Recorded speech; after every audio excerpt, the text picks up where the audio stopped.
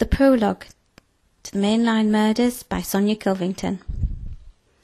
She stared back in sheer panic, unable to move. She tried to scream, "You bastard, what have you done to me?" But the words remained trapped inside her throat. He leaned over and smiled.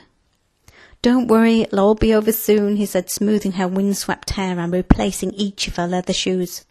She was almost perfect.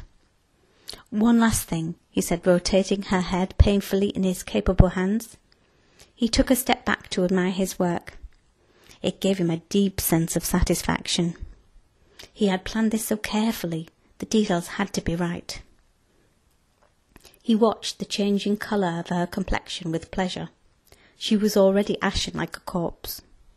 She looked terrified, and so she should. She deserved it.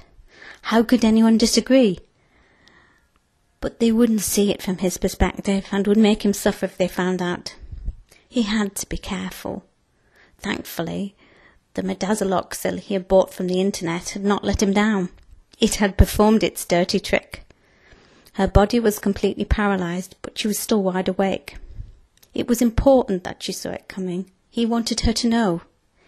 She needed to understand how it felt, to be trapped in a nightmare with no escape. The metal track cut savagely into her cheek.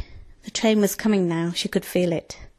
Up ahead she saw a flash of light slicing through the darkness, gleaming off the tracks.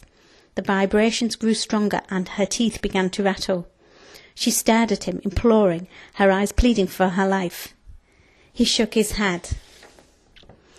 "I'm sorry I've let you down," he said, blowing a final kiss. "But when I told you I would never let you go, I'm afraid I lied."